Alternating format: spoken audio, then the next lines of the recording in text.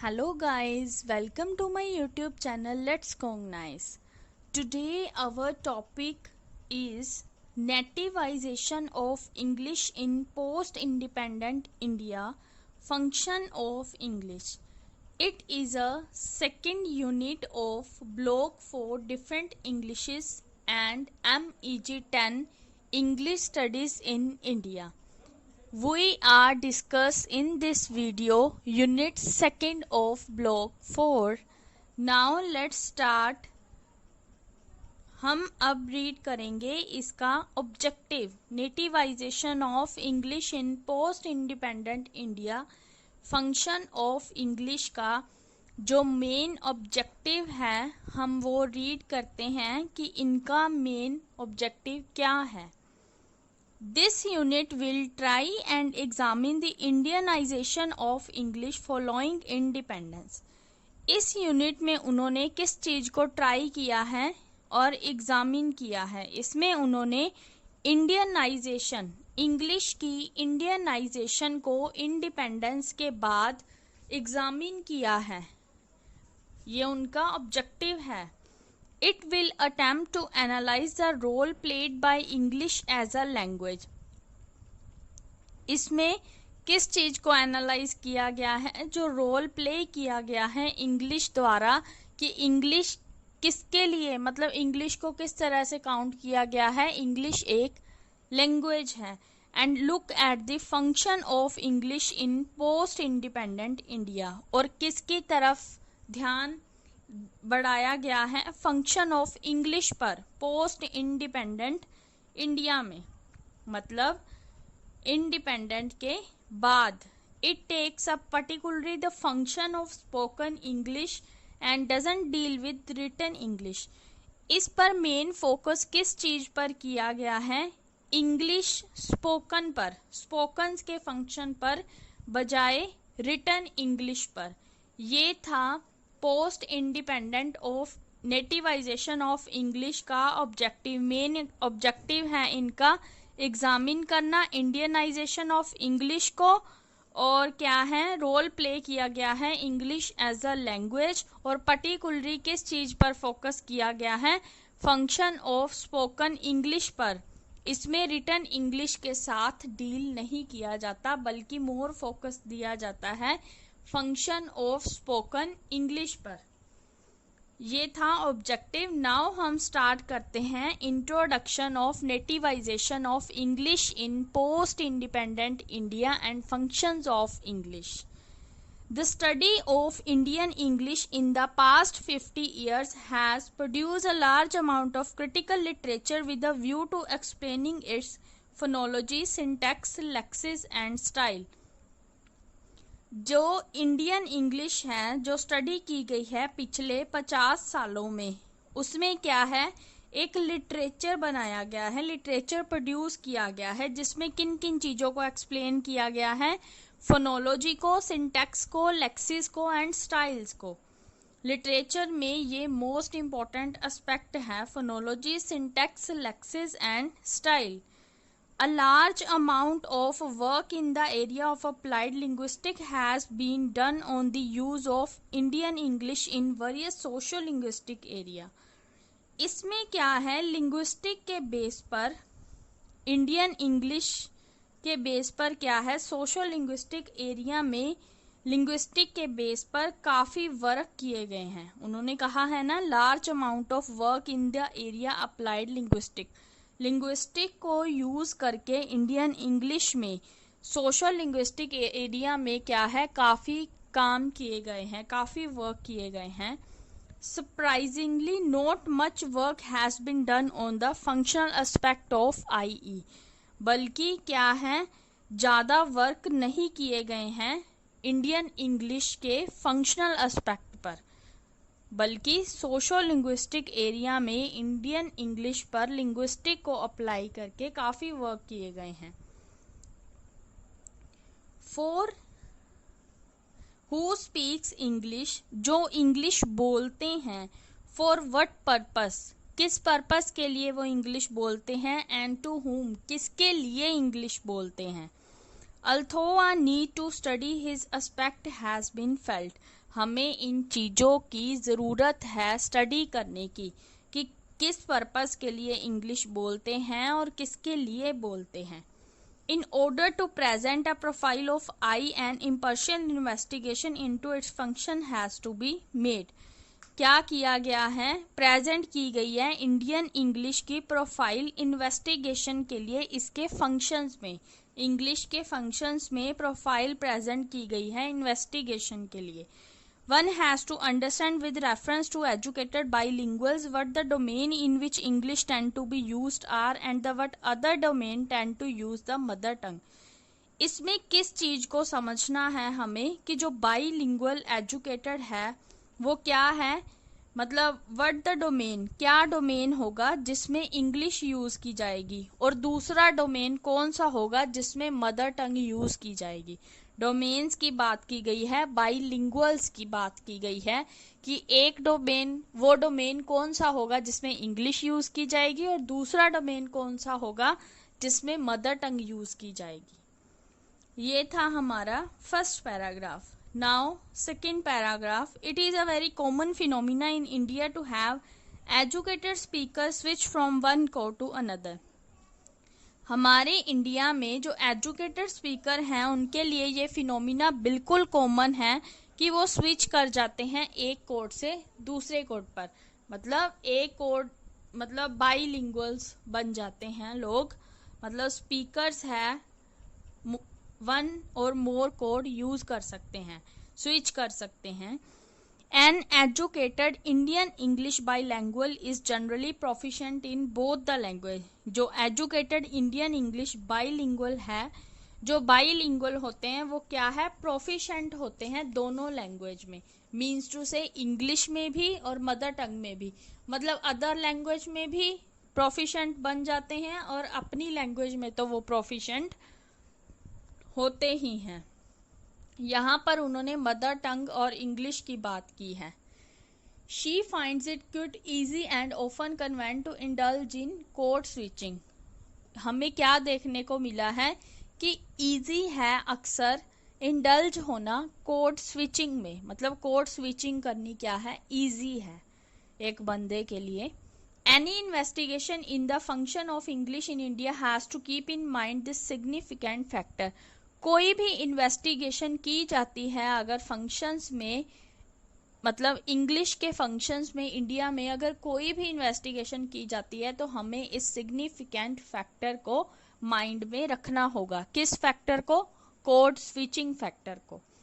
In this regard certain generalization can be made at the beginning. इसके related क्या है, कुछ जनरलाइजेशन की गई है इसकी बिगिनिंग में. Firstly in the case of an IE speaker. Firstly क्या है, जो इंडियन इंग्लिश स्पीकर है, a pattern can be seen in her use of language.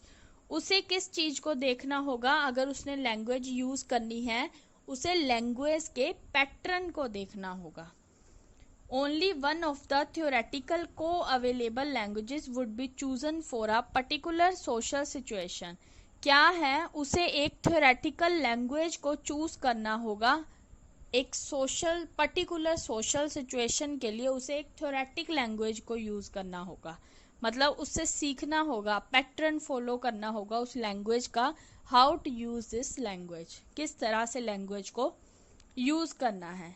This implies that a broad allocation of social function of English and other languages generally exist. उन्होंने क्या कहा है, जो language होती है, जो फंक्शंस होते हैं काफ़ी ब्रॉड होते हैं.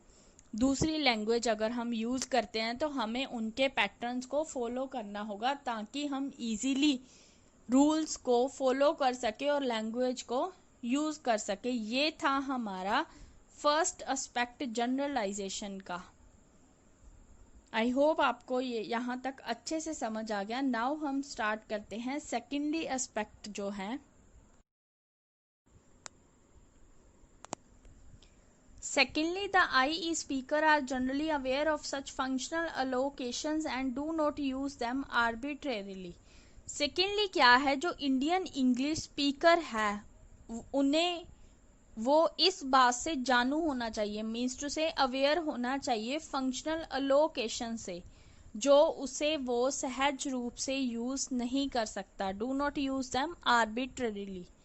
In other words, an Indian English speaker would intrinsically know the appropriateness of the use of a certain language for a certain social function. दूसरे शब्दों में क्या है, जो इंडियन इंग्लिश स्पीकर है उसे क्या है, एप्रोप्रिएटनेस के बारे में पता होना चाहिए और एक लैंग्वेज के यूज के बारे में पता होना चाहिए। एक सोशल फंक्शन के लिए एक लैंग्वेज की यूसेज के बारे में पता होना चाहिए। उन्होंने कहा है ना, instinctively know the appropriateness of the use of a certain language, मतलब एक लैंग्वेज को यूज करने के मेथड्स को पता होना चाहिए एक इंडियन इंग्लिश स्पीकर को। ये था सेकेंड एस्पेक्ट। और थर्ड एस्पेक्ट है, English is generally used for more formal situation and higher domains. जो इंग्लिश है उसे मोस्टली कहाँ पर यूज किया जाता है, फॉर्मल सिचुएशन में और हायर डोमेन्स में। और जो मदर टंग है उसे क्या है, सर्टेन इनफॉर्मल सिचुएशन में यूज किया जाता है और लोअर डोमेन में। ये था थर्ड एस्पेक्ट। फाइनली उन्होंने किस चीज के बारे में बताया है, educated i.e. bilingual show a positive attitude toward the use of language. जो इंडियन इंग्लिश बाईलिंगुअल है उसका क्या है, एटीट्यूड पॉजिटिव होता है इंग्लिश को यूज करने के लिए। ये था हमारा सेकेंड पैराग्राफ। नाउ हम स्टार्ट कर रहे हैं third paragraph. The use of English by an Indian bilingual may often vary due to a certain other social culture factor. जो इंग्लिश का यूज किया जाता है इंडियन बाईलिंगुअल द्वारा वो क्या है, अक्सर वरी होता है, मतलब डिफरेंट होता है सोशल कल्चर फैक्टर में। A wide difference may exist due to the economic background. जो डिफरेंस दिखाया गया है वो मोस्टली किसके कारण होता है, economic background of the speaker, मतलब स्पीकर के इकोनॉमिक बैकग्राउंड के कारण। The age group she belongs to, और किस चीज पर मोस्टली किसके द्वारा इफेक्ट होता है, ये एज ग्रुप द्वारा। The profession that one is in, और प्रोफेशन जिसमें वो काम कर रहा होता है। The reading habits than one has developed, और reading habits. The status of the mother tongue in the culture of the Indian English speaker, internal migration etc. ये क्या है, जो डिफरेंसेस हैं इस जो ये कोमास में दिए गए हैं ना, जो भी एस्पेक्ट है ये फैक्टर है, अफेक्ट करते हैं इंडियन बाईलिंगुअल स्पीकर को। उनकी कुछ इकोनॉमिक बैकग्राउंड्स के कारण इफेक्ट होते हैं। These factors often determine the functional aspect of the English spoken and the govern its spread. ये जो फैक्टर होते हैं अक्सर किन चीज को डिटरमाइन करते हैं, फंक्शनल एस्पेक्ट को, एक इंग्लिश स्पोकन के फंक्शनल एस्पेक्ट को अफेक्ट डिटरमाइन करते हैं और इसे स्प्रेड करते हैं, फैलाते हैं। Generally speaking, the speech repertoire of an educated Indian comprises two language. Mostly किस चीज को जनरलाइज किया गया है, टू लैंग्वेजेस को, एक तो है इंग्लिश और दूसरी है mother tongue. However, there are several educated Indian men and women. उन्होंने क्या कहा है, यहाँ पर क्या है, बहुत सारे इंडियन एजुकेटेड है, जैसे मैन है, वुमेन है, who know more than two languages, जो किनके मतलब दो या दो से अधिक लैंग्वेजेस को जानते हैं।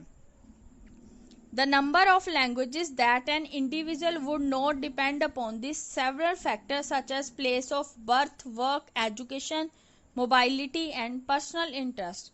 उन्होंने क्या कहा है, काफी सारी लैंग्वेज है जो इंडिविजुअल मतलब एक बंदे की काफी सारे फैक्टर्स पर डिपेंड करती है, जैसे प्लेस ऑफ बर्थ जहां उसका जन्म हुआ, वर्क जहां वो काम करता है, एजुकेशन जहां से वो स्टडी करता है, मोबाइलिटी मतलब कहां कहां से वो जाता है और वहां से वो क्या क्या सीखता है, एंड पर्सनल इंटरेस्ट उसका खुद का इंटरेस्ट क्या है। जो लैंग्वेज है, नंबर ऑफ लैंग्वेजेस हैं उनके, ये सेवरल फैक्टर है जो अफेक्ट करते हैं सीखने में। Moreover, an Indian English speaker may use more than one language from a line of formality to that of non-formality according to changing situation. उन्होंने क्या कहा है, जो इंडियन इंग्लिश स्पीकर हैं वो एक या एक से ज़्यादा लैंग्वेजेस को फॉर्मली और नॉन फॉर्मली चेंजिंग सिचुएशन के अकॉर्डिंग बोल सकता है. Thus, within a certain speech event, an IE speaker may consistently change her language as a functional demand of situation change. उन्होंने क्या कहा है कि जो इंडियन इंग्लिश स्पीकर है, अगर वो मोर देन लैंग्वेजेस जानता है, मोर देन 2 लैंग्वेजेस, तो जहाँ पर भी सिचुएशन चेंज होती है, जहाँ पर भी जिस चीज़ की, जिस लैंग्वेज की डिमांड होती है, वो उसी के अकॉर्डिंग वही लैंग्वेज यूज़ करता है जो उस सिचुएशन पर चाहिए होती है. ये बेनिफिट है मोर देन 2 लैंग्वेजेस के आने का, जो मोर देन 2 लैंग्वेजेस से अवेयर हैं. लास्ट पैराग्राफ है हमारी इंट्रोडक्शन का. It would be vital to remember that the functions of English in India would differ significantly from its function in say England और America. उन्होंने क्या कहा है, ये वाइटल है रिमेंबर करना, मतलब ये जरूरी है याद रखना कि जो फंक्शन है इंग्लिश के इंडिया में वो क्या है, अलग है. मतलब जो फंक्शन इंग्लैंड और अमेरिका में है उससे जो इंडिया के फंक्शन है काफ़ी डिफरेंट है. The obvious reason is that, main reason क्या है, while English in India is only one of the many languages available to educated speaker in countries like Great Britain and America, it is the only viable language of communication. इसका main reason क्या है कि जो English है India में, मतलब ये अकेली लैंग्वेज, ओनली लैंग्वेज है काफ़ी सारी लैंग्वेजेस में जो एजुकेटर स्पीकर के लिए काफ़ी इम्पोर्टेंट है. मतलब परफेक्ट लैंग्वेजेस हैं इंटरव्यू के लिए, और भी आप, ये तो आपको पता ही है. इन कंट्रीज लाइक जैसे ग्रेट ब्रिटेन और अमेरिका में क्या है, वाइएबल लैंग्वेज यही है कम्युनिकेशन के लिए. मतलब बातचीत में भी वो इंग्लिश को ही यूज करते हैं. Thus, while Indian speaker of English learn the language primarily as a second language, तो जो इंडियन स्पीकर हैं इंग्लिश के, वो लैंग्वेज को सेकेंड लैंग्वेज सीखते हैं, यूज करते हैं. फॉर ब्रिटिश और American speaker English is the mother tongue. और जो ब्रिटिश है, ब्रिटिश और अमेरिकन स्पीकर हैं उनके लिए जो इंग्लिश है वो मदर टंग है. और जो हमारे इंडियन इंग्लिश है, मतलब जो इंडियन लोग हैं उनके लिए जो इंग्लिश है वो क्या है, as a second language count होती है, नॉट अ मदर टंग. हम सेकेंड लैंग्वेज में इंग्लिश को सीखते हैं, इंडियन लोग सेकेंड लैंग्वेज इंग्लिश को सीखते हैं. ये आई होप आपको यहाँ तक अच्छे से समझ आ गया. Moreover, a multilingual country often offer a large variety of language function than a monolingual country. उन्होंने क्या कहा है, moreover, इसके अलावा जो मल्टीलिंगुअल कंट्री होती है वो किस चीज़ को ऑफर करती है, variety of functions of language को. मतलब एक लैंग्वेज के काफ़ी सारे फंक्शंस को ऑफर करती है देन अ मोनोलिंगुअल कंट्री. मल्टीलिंगुअल कंट्री और मोनोलिंगुअल कंट्री में आप डिफरेंस तो देख ही सकते हो. जो मल्टीलिंगुअल है वो क्या है, large variety of functions offer करती है लैंग्वेज के.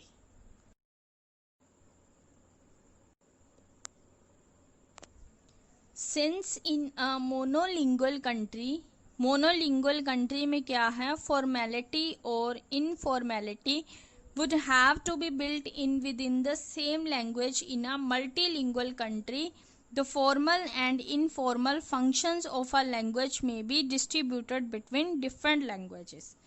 ये डिफरेंट बताया गया है. जो मोनोलिंगुअल कंट्री है उसमें फॉर्मेलिटी और इनफॉर्मेलिटी है मदर टंग में. मतलब सेम लैंग्वेज जो वो यूज़ कर रहे हैं, मोनोलिंगुअल कंट्री, मतलब एक कंट्री में जो लैंग्वेज यूज़ हो रही है उसी से रिलेटेड जो फॉर्मल और इनफॉर्मल फंक्शंस होंगे। और मल्टीलिंगुअल कंट्री में क्या है, फॉर्मल और इनफॉर्मल फंक्शन होंगे, उन्हें ही डिस्ट्रीब्यूट किया जाएगा डिफरेंट लैंग्वेजेस में, मतलब अलग अलग लैंग्वेजेस में।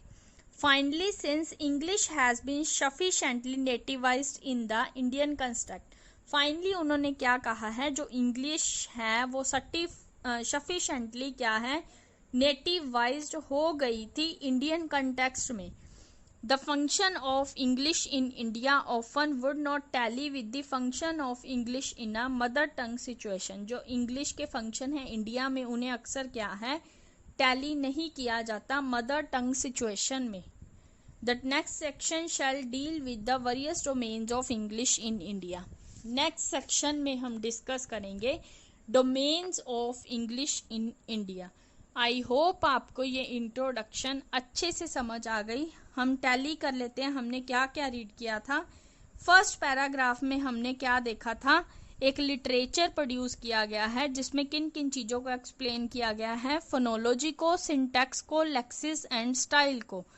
और उन्होंने किस चीज़ के बारे में बताया है, फंक्शनल एस्पेक्ट ऑफ आईई को, मतलब कौन इंग्लिश बोलता है, किस पर्पस के लिए बोली जाती है और किसके लिए बोली जाती है, who speaks English, for what purpose and to whom। ये फंक्शनल एस्पेक्ट है आईई के, मीन्स टू से इंडियन इंग्लिश के।